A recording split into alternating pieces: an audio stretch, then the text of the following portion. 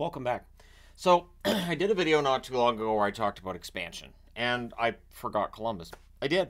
I realized when I was in the process of getting set to upload it, I forgot. How did I forget Columbus? And in the back of my mind, I thought, I'm going to need to make it up to Columbus fans and do a video on Columbus at some point. So here it is. In hearing yesterday that Columbus is going to get an outdoor game, my first thought was, good. It's overdue. It's about time. It has felt like the NHL, when it comes to expansion, you get your expansion team, and in some cases it feels like they pay a lot of attention to how you're doing, and in some cases it feels like they don't. And whether it's accurate or not, it definitely feels like Minnesota and Columbus came in together. Minnesota's the state of hockey. There's tons of talk about Minnesota and Minnesota this and that. Columbus, not as much. And for whatever reason, that's just the case. Now, when we look at this team and you look at overall points percentage, and you go through the NHL app, you can find this number too. Their .485 points percentage is only ahead of the Coyotes, who have a .475 points percentage over their existence. So, again, and I've talked about this with the Coyotes, I'm going to talk about it here with Columbus as well. It is difficult to attract fans to a building when your team is consistently mediocre or bad. And in Columbus's case, they've been bad for a long time. Now, they did have that period there under John Tortorella where things got better, and we're going to talk about it, but the reality is it's been pretty rough. Their best points percentage was 2016-17, where the 659 points percentage. And so that's as the channel's growing, and I thought, if these guys can do something in the playoffs, finally, that'd be nice. And that year they lost in the first round. 2018-2019, 598 points percentage. Their second best points percentage is the year that they met up with Tampa Bay in the first round. Yep. So the second best Tampa Bay record that they've ever had, and it qualified them for the number 2 wildcard spot. So, I mean, that has to be tough, right? 591 points percentage the year before that, 2017-2018. 579 points percentage in 2019-2020. 2012-2013, a lockout shortened season. They finished with a 573 points percentage. 567 in 2013-2014. 561 in 2008-2009. But go look at the current standings. Go look at any year's standings and see how many teams will be at 600 or higher, right? So when you get into their top 10 seasons, you only get 8 where they're above 500, and that's NHL 500, and then you're already into 494, which is their 9th best season in 2021, 2022, and 2010, 2011 is tied with that number. So this year's number, they're at 415. That points percentage is 19th out of the 23 seasons that they've existed as the Columbus Blue Jackets. So one thing about Columbus is their regular season. Now, in the playoffs, it's been a struggle. 2009, they made their debut in the playoffs. That was the Steve Mason season, where as a rookie, he just came out of nowhere and was great. But they got swept in the first round by Detroit because Red Wings. 2014, they get back to the playoffs. They lose in the first round to Pittsburgh in 6 because Crosby and the Penguins. 2017, they meet the Penguins again and lost in 5. 2018, probably the most heartbreaking, was they were up 2-0 on Washington and then lost the next 4. Washington, of course, won the Cup that year. 2019, they sweep the Tampa Bay Lightning for the first time they've ever got out of the first round. And to this point, the only time they've ever got out of the first round. Now, they lost in the second round against Boston in 6. Hard-fought series, well played, but Columbus hasn't been quite the same since that season. 2020, they won in 5 games against Toronto, 3-2 in the qualifying round. And then in the first round, they lose 4-1 against Tampa Bay. So Tampa Bay got their revenge from 2019 a year later, and since then, Columbus has not made the playoffs. Now, one thing I wanted to point out is attendance. And I wanted to point this out because when I talked about expansion and teams, what I've always noticed is people will say, well, you can relocate teams. And they'll say Arizona, right? They'll say Florida. They may say Winnipeg, depending on, where they live and how they view the Winnipeg market. They may throw in Anaheim. They'll throw in random places they just don't think hockey belongs. But Columbus comes up every now and then. And there's a reason I've never mentioned Columbus in terms of are they stable? Because they are. This is a team that started out with an attendance of 17,457 per game. It peaked the second season at 18,136 per game. The lowest it's got in terms of average attendance was 2010-2011, where they were 13,658. This year, with a product that is not great. 16,782 fans. And this is a mediocre team that has been mediocre for the last 4 years. People are still buying tickets. People are still filling those seats. So that's why I've never once mentioned Columbus. It's not that I've forgotten them. I've never mentioned Columbus because I don't think that there's any chance ever that we'll see real talk of this team moving. So Columbus is a 2-hour drive from Cleveland. It's 3.5 hours from Cincinnati. So yes, that will preclude Cleveland from coming in.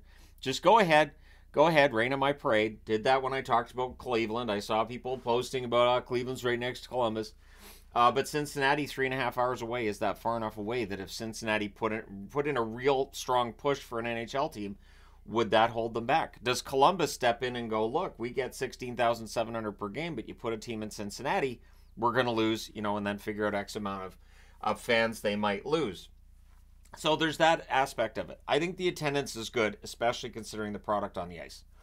Now, their all-time leader in points, to me, is revealing, and I'll talk about it. So it's Rick Nash, 674 games played, 289 goals, 258 assists, 547 points.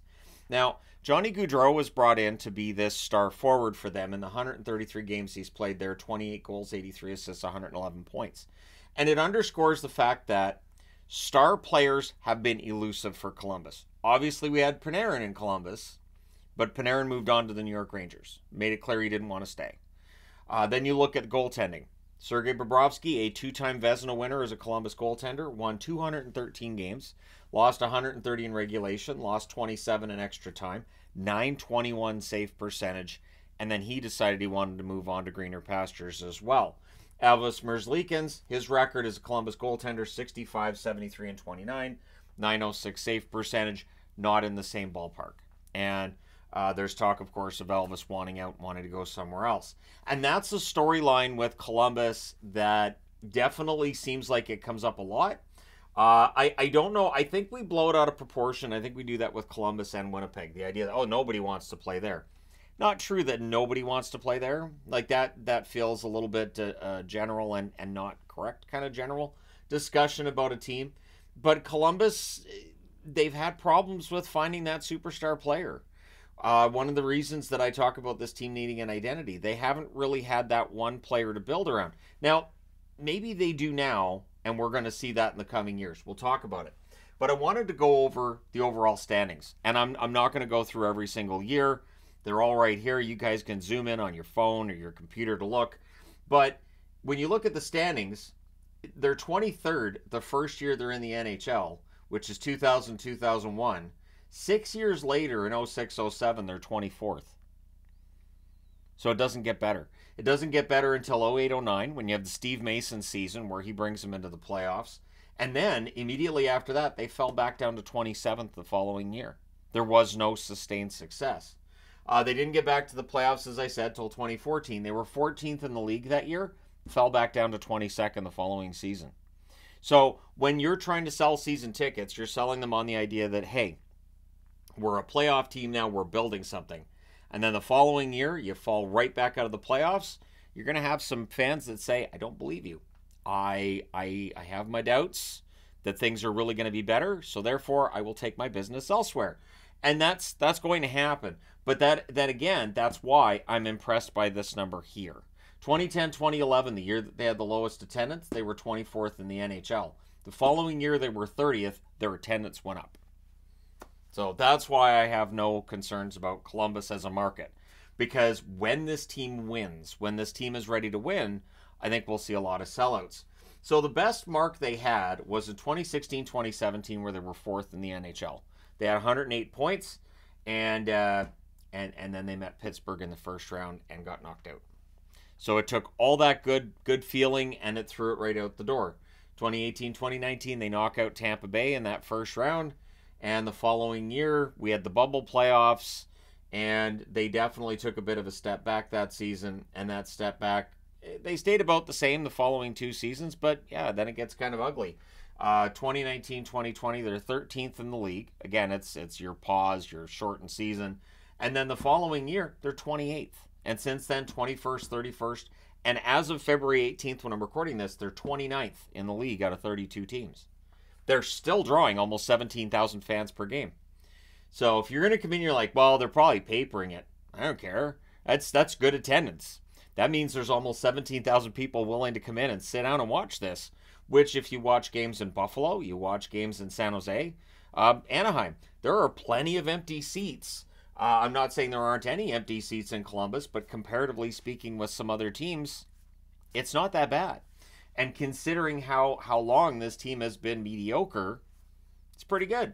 So their recent first round picks, and I wanted to talk about this as sort of that light at the end of the tunnel. First off, they're likely going to have a very good draft pick this year as well, right? They're probably going to be drafting in the top 5, maybe the top 7.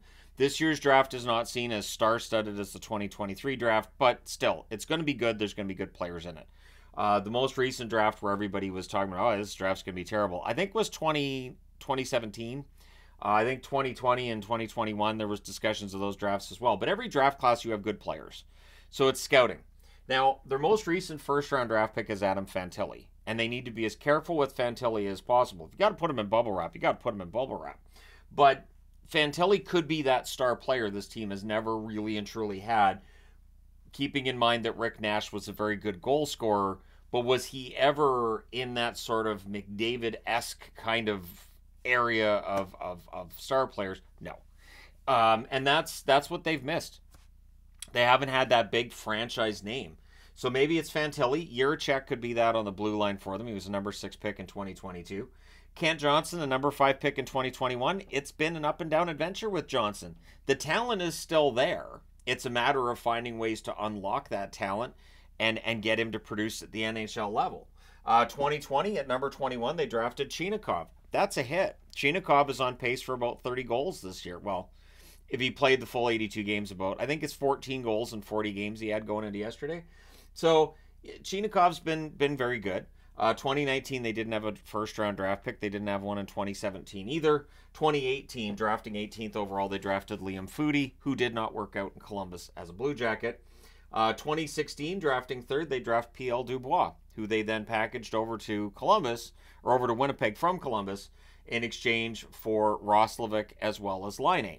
Now, of course, we have Laine on leave from the team. He's in the NHLPA player assistance. We're not sure on the time frame of when he's going to be back or how good he's going to be when he comes back. And with Laine, you always have that concern about injury. Laine is a 50 goal scorer who doesn't get those 50 goals, is the best way I can think to put it. Because he has all of the tools to be a 50 goal scorer in the NHL. It just hasn't happened yet. And we talked about it when he was in Winnipeg. We're talking about it again here.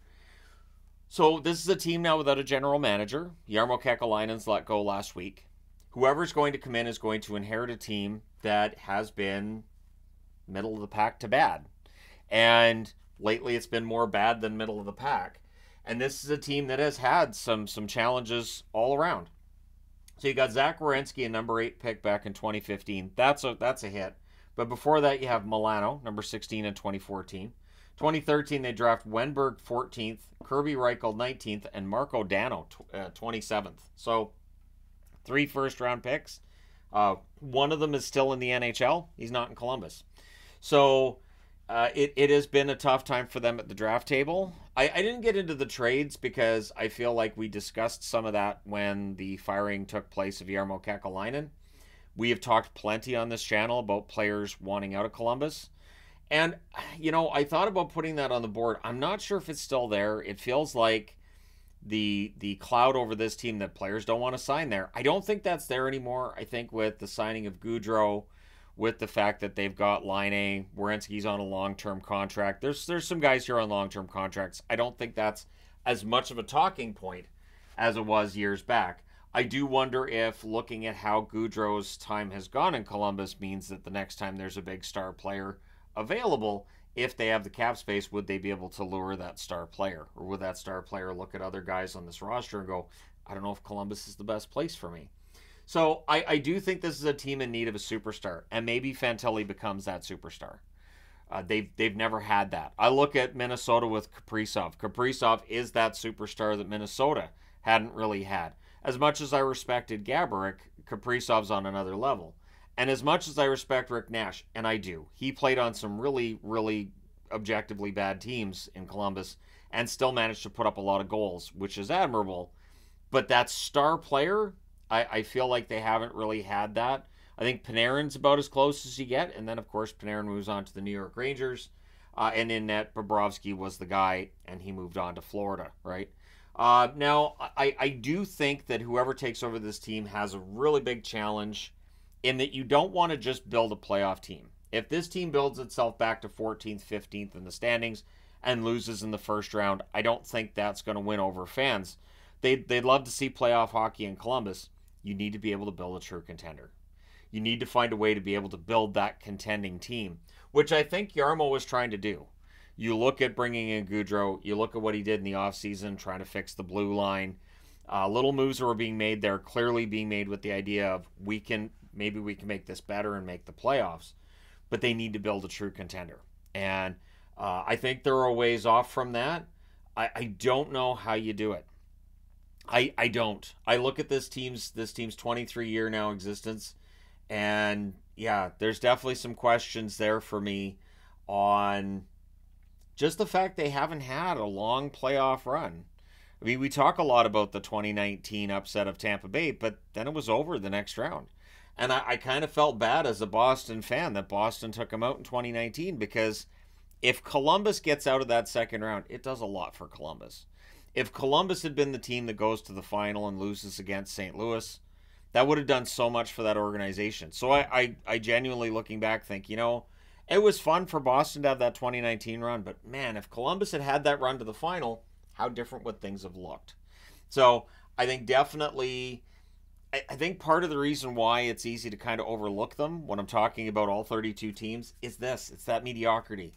It's that fact that they haven't been a really true contender. Going back to 2016-17 when they were 4th overall, I don't remember anybody picking them to win the Stanley Cup that year. And the idea being that, they had, I believe 16-17 was when they had that 16-game winning streak. Pretty sure that was when they had 16-game winning streak. And that definitely will help you get to 4th overall. They had a good season overall, but yeah, that winning streak will do that. But yeah, Columbus needs something more. And so the question I have is, and this is to Blue Jackets fans and just hockey fans in general, how do you build a contender with the Columbus Blue Jackets? How do you make it so that when people are, getting ready for the playoffs and they're making their bets, they say, you know what?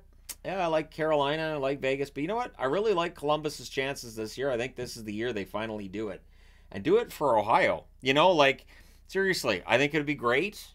So the outdoor game that they have next season, I'm hoping that the team they put out there in 2024, 2025 is running at a points percentage better than .415. I hope that the team's getting better, and I hope they do well at the draft table. But what do you think the team needs? Do you think this is something that they can fix in a couple of years? There's certain contracts. Maybe if you move, you can bring other guys in. Let me know your thoughts. Hit like and subscribe in the event that you haven't done so already. And hey, thank you guys so much for all your support. And yeah, again, this is one of those things that back in my mind, I was like, I forgot Columbus. This is how we make up for it. All right, now other fan bases are going to be like, I hope he forgets my team next time. All right, thank you guys so much for all your support. I will talk to you again soon.